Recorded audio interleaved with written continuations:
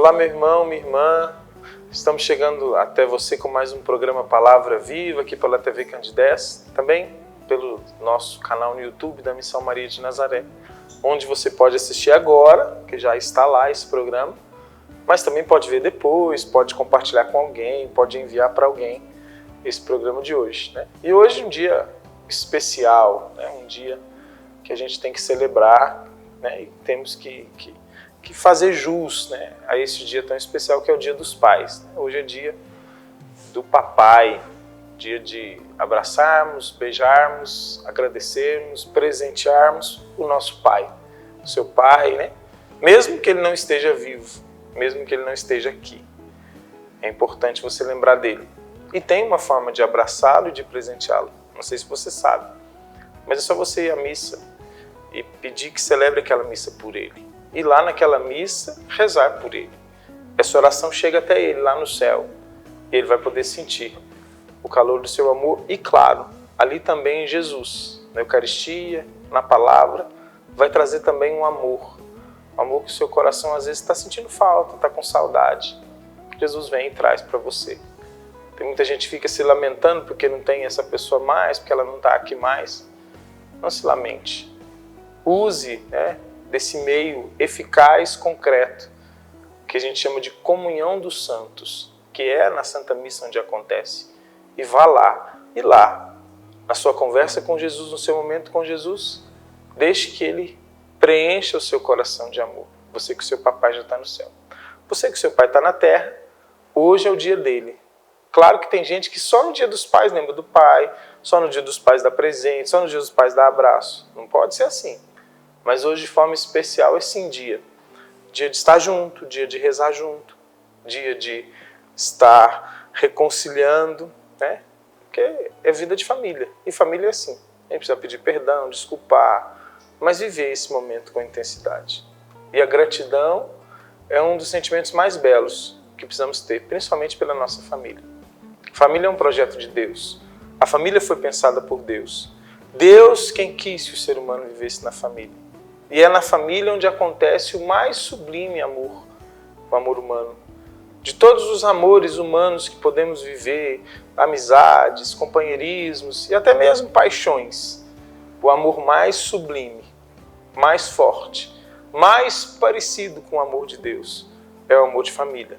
Porque é ali que a gente ama de verdade, porque é ali que a gente sabe quem é quem, ali que a gente se decepciona. E você pode perceber, mesmo quando a gente se decepciona, mesmo quando as pessoas não são do jeito que a gente gostaria que elas fossem, mesmo que hajam diferenças enormes dentro das nossas casas, nós continuamos amando aqueles que estão ali, porque eles são nossos. Isso é família. E é esse amor família que Deus pensou para nós, que Deus pensou para o ser humano. Hoje as pessoas estão perdendo um pouco da noção do que é ser família. Cheio de ideologias, tentando destruir mesmo a família pensada por Deus. E hoje, dia do papai, dia dos pais, né? E todo mundo tem um pai.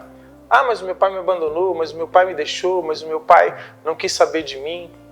Mas alguém representou essa pessoa para você. Às vezes foi um tio, um avô, um primo, um irmão mais velho, não sei. Alguém representou. Por quê? Porque a gente acha esses caminhos, não é verdade? Mas nós não podemos ficar presos nesses acidentes. Ah, porque o pai abandonou alguém, ninguém mais pode. Não. Graças a Deus, e se a gente olhar bem, existem essas situações que são, né, tristes, difíceis, mas que também não é para ninguém ser vítima, ninguém ficar com dó.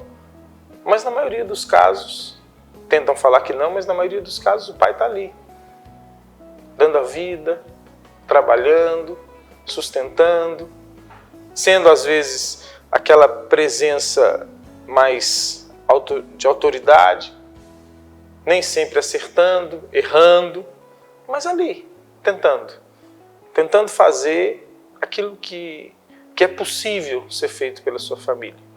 E é esse que tem que ser valorizado, é isso que tem que ser visto.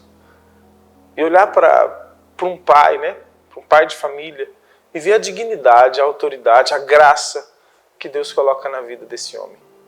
Então hoje é dia de você parar um pouquinho, pensar na sua família. só no seu pai, principalmente nele, mas na sua família. Como você tem vivido? E olha, muitas das vezes a gente vê os problemas da nossa família e acha que as pessoas têm culpa, as pessoas têm que mudar. Ah, meu pai tinha que ser diferente. Não pense assim.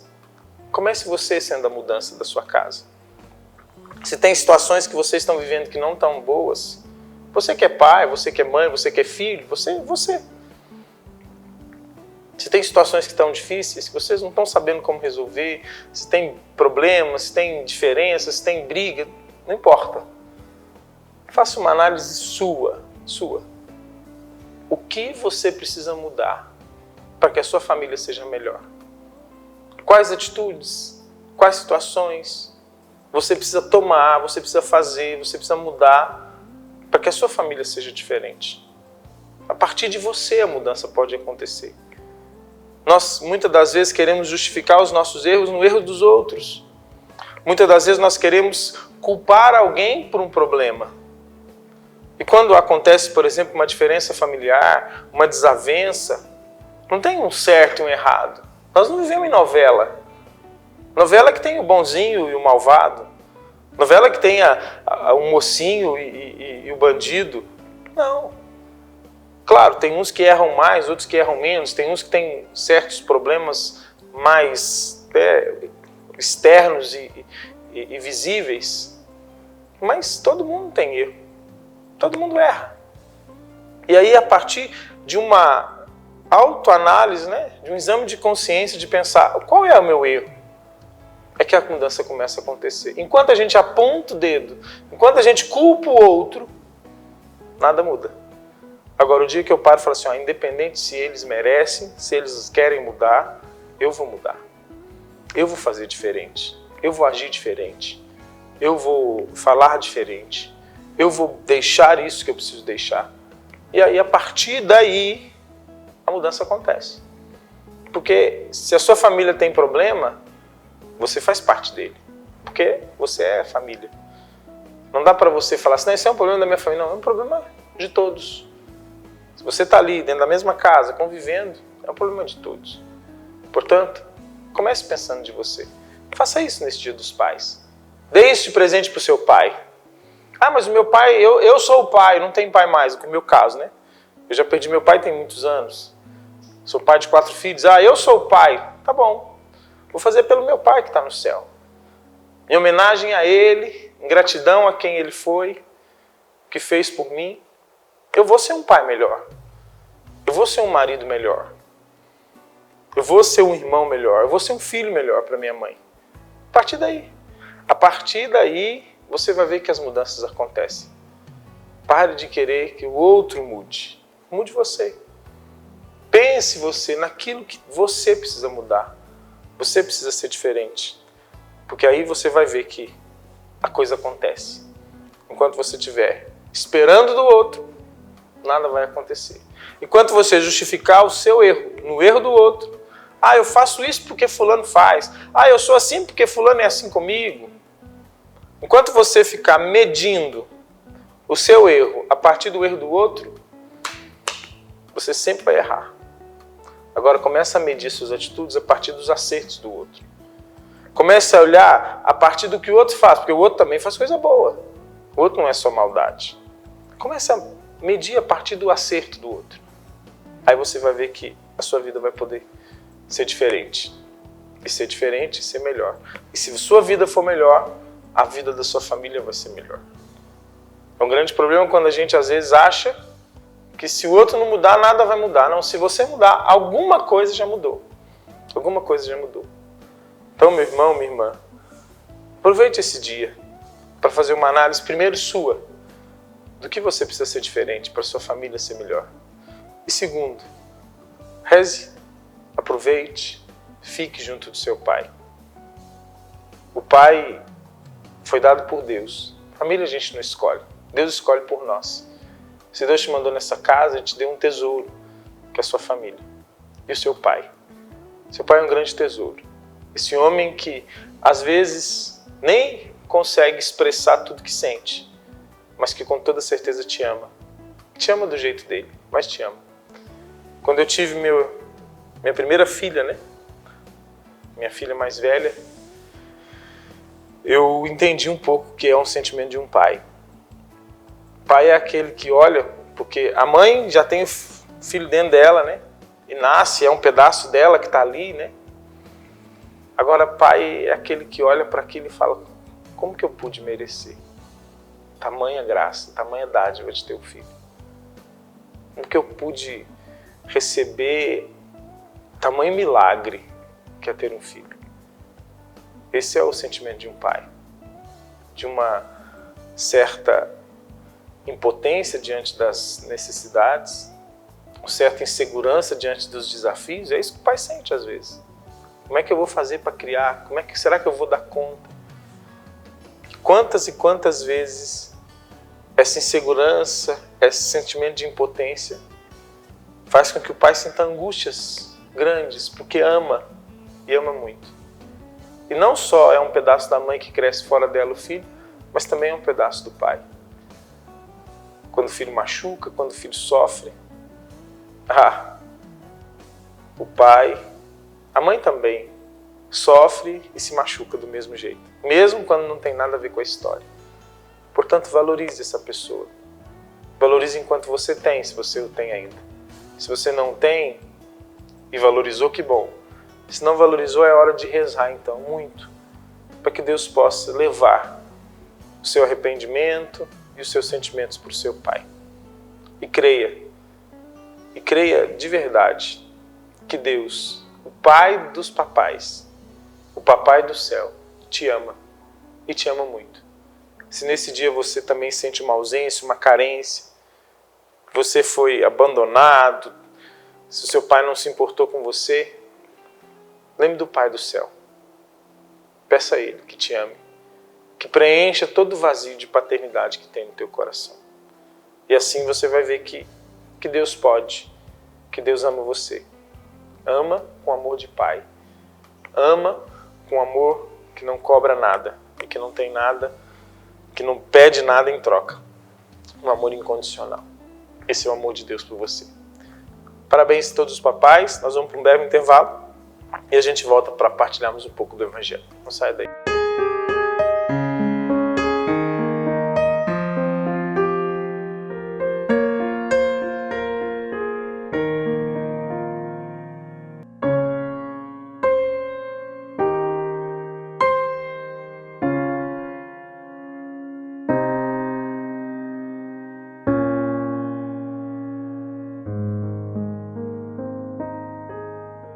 Olá, meu irmão, minha irmã, estou precisando da sua ajuda para que juntos possamos zelar pelas vidas dos idosos que estão lá no nosso lar dos idosos. Precisamos da sua ajuda para manter aquela casa. A sua pequena contribuição mensal, fazendo-se amigo do lar, vai nos ajudar a comprar medicamentos, comida, material de higiene, material de secretaria, pagar a folha de funcionários, também aquilo que diz respeito aos gastos mensais daquela casa. Você pode ser, portanto, um amigo do nosso lar dos idosos. Aqui no telefone que está na tela, você pode então ter mais informações de como nos ajudar nessa obra de cuidado da vida. Ajude-nos, é o nosso pedido. Obrigado pelo seu sim.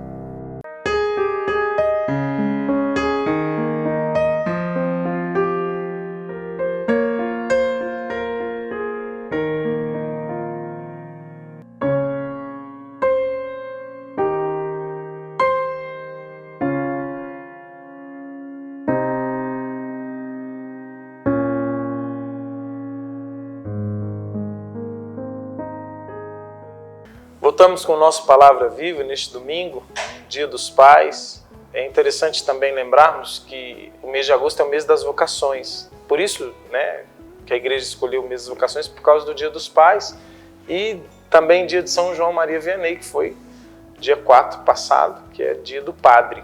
Então, teve o dia do Padre, dia dos Pais, juntamos o mês das vocações. Inclusive, hoje começa a Semana Nacional da Família. Nesse mês de agosto celebramos a Semana Nacional da Família. Então é um mês especial para realmente pararmos e pensarmos nessa vocação, né, ou na vocação que Deus nos dá. Né? Muita gente acha que casa porque gosta de alguém, acha que casa porque tem que casar, acha que casa porque, né, casamento, né, é obrigação. Não. Para nós, católicos, cristãos, casamento é uma vocação, é um chamado de Deus. Deus nos chama a formar uma família.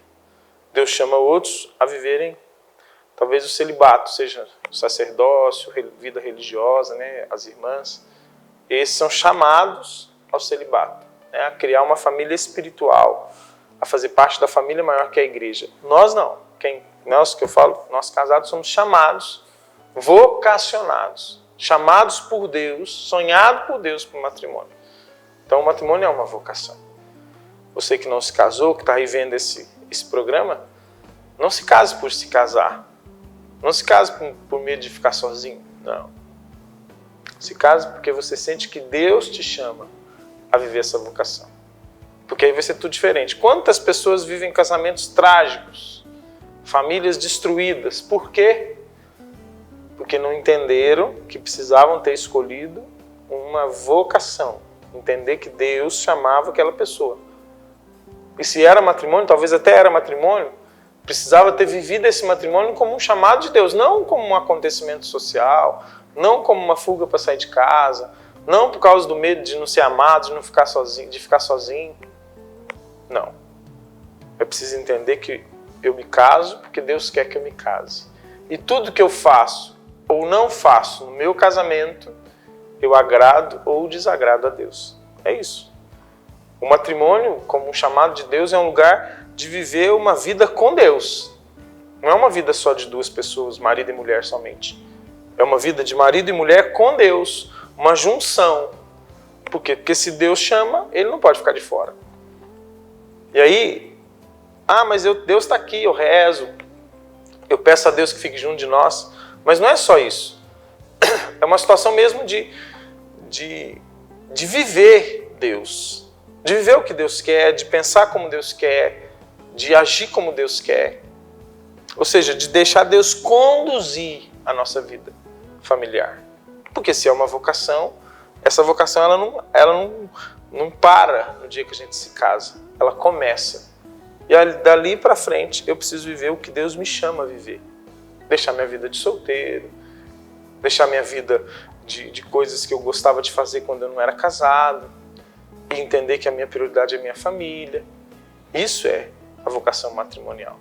Então o mês de agosto é o mês das vocações, mês da Semana da Família, né, do Dia do Padre, tem o dia da vida religiosa, da vida consagrada, então, ou seja, é um mês para a gente pensar o que Deus nos chama. E você que não é casado, é preciso pensar o que Deus quer para a sua vida, o que Deus espera da sua vida. Semana passada, eu conversava com um seminarista. É um homem que está se preparando para o sacerdócio. E ele me contava um pouco da história dele. Ele está já há alguns anos no seminário. E ele dizia que durante muito tempo na vida dele, ele vivia uma vida de católico assim, que veio à missa e tal, mas nunca pensava nisso. E um dia, de um estalo, né, de um acontecimento assim, interior dele, que ele não sabe, começou e se aprofundar um pouco mais na fé. E a hora que ele começou a se aprofundar um pouco mais, ele entendeu que Deus o chamava ao sacerdócio. Tem muita gente que, por viver uma fé superficial, vive o que a maioria vive. Vai vivendo a maioria. E aí é tão infeliz. Dá tudo tão errado. É preciso ter coragem de se aprofundar na fé para quê? Para não viver só o que a maioria vive, mas para viver o que Deus espera que a gente viva. Pois é isso que Ele te chama a viver. Bom, vamos para o Evangelho de hoje, né? Nesse Dia dos Pais, nesse mês das vocações. Hoje a igreja nos chama a refletir o Evangelho de São Lucas, capítulo 12, versículos de 49 a 53. Lucas 12, de 49 a 53, que diz assim: Eu vim lançar fogo à terra, que tenho eu a desejar se ele já está aceso? Mas devo ser batizado num batismo, e quanto anseio até que ele se cumpra. Julgais que vim trazer a paz à terra? Não digo-vos, mas separação. Não, digo-vos, mas separação. Pois de hora em diante haverá numa mesma casa 5 pessoas divididas, 3 contra 2 e 2 contra 3. Estarão divididos o pai contra o filho contra o pai, a mãe contra a filha contra a mãe, a sogra contra a nora contra a sogra. Dizia ainda ao povo: quando vedes levantar uma nuvem no poente, logo dizeis: aí vem chuva. E assim sucede. Quando vedes soprar o vento sul, dizeis: haverá calor. E assim acontece. Hipócritas, sabeis distinguir os aspectos do céu e da terra. Como, pois, não sabeis reconhecer o tempo presente? Porque também não julgais por vós mesmo o que é justo? Ora, quando fores com teu adversário ou magistrado, fazei o possível para entrar em acordo com ele pelo caminho, a fim de que ele não te arraste ao juiz, e o juiz te entregue ao executor, e o executor te ponha na prisão. Digo-te, não sairás dali, até pagares o último centavo. Palavra da salvação, glória a vós, Senhor. Eu me estendi um pouco mais na leitura, até para a gente entrar num contexto mais preciso, né, da palavra de hoje, porque quando a gente lê assim, né, eu vim trazer fogo, e pai contra filho, filho contra pai, sogro contra sogra, sogra contra nora, né? E aí a gente falando de família, falando de dia dos pais, falando de vocação, e a gente se depara com o evangelho desse e a gente se assusta. Mas eu li o restante por quê? Porque de fato, o que Jesus está dizendo para nós aqui não é que ele veio trazer desavenças. Não. Ele veio trazer a verdade. Ele veio trazer a verdade. Quando ele fala hipócritas, você vê a nuvem, você vê isso, você vê aquilo, você sabe que vai chover, né? Acordei de manhã, aquela nuvem está daquele jeito vai chover. A neblina está baixa, o sol vai ser mais forte. A gente vê essas coisas, mas se a gente não tem coragem de ver, porque falta coragem de ver o que Deus quer e o que Deus espera de nós. Porque se tivéssemos essa coragem, muitas coisas faríamos diferentes do que fazemos. Muitas coisas seriam bem diferentes do que somos. Como assim? Se nós víssemos mesmo e percebêssemos mesmo o sinal de Deus, até a nossa atitude de vivência familiar seria diferente. Se nós entendêssemos o que a morte, por exemplo, mostra para nós, que essa vida é curta, que passa, nós agiríamos diferente. Então ele fala isso, e aí por que ele fala dessa desavença familiar? Porque às vezes uns acordam e veem as coisas, e outros parecem que permanecem cegos. Uns querem a verdade, uns querem caminhar no caminho certo, outros. E aí surgem as desavenças. Principalmente às vezes por coisas que um acha que está certo, o outro acha que não, mas não só acha porque vê o que Deus pede, vê o que Deus fala. Quantas vezes pessoas são perseguidas dentro de casa porque caminham na igreja, porque vão à missa, porque querem que a família se converta? É ou não é? Quando Jesus fala dessas desavenças, ele vem falar disso assim, porque muitos vão sofrer porque querem viver a verdade. E o primeiro lugar que sofrem é dentro de casa. E aí eu quero perguntar para você. Você é aquele que é perseguido por causa de Jesus ou que persegue? Você é aquele que vive no caminho da verdade, no caminho certo, e é criticado, e às vezes sei lá, né, visto como alguém fanático, como alguém chato, ou você é o outro, que pega no pé, que reclama, que fala, para que isso? Porque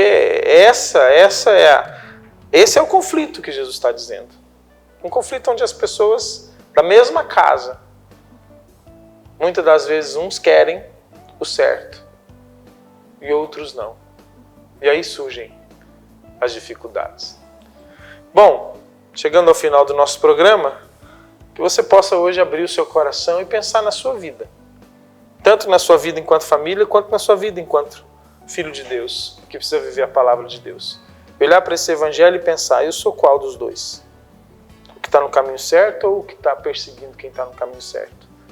E a partir daí tentar mudar suas atitudes, sua história, sua vida. Pois cabe a você. E você pode. Basta você querer. Que Deus abençoe você, que Deus abençoe todos os pais, os papais aí que estão hoje comemorando o seu dia. Que Deus os cubra de bênção, de graça, para que vocês possam cumprir fielmente e dignamente a missão de ser pai. Um grande abraço e até o próximo domingo, se Deus quiser.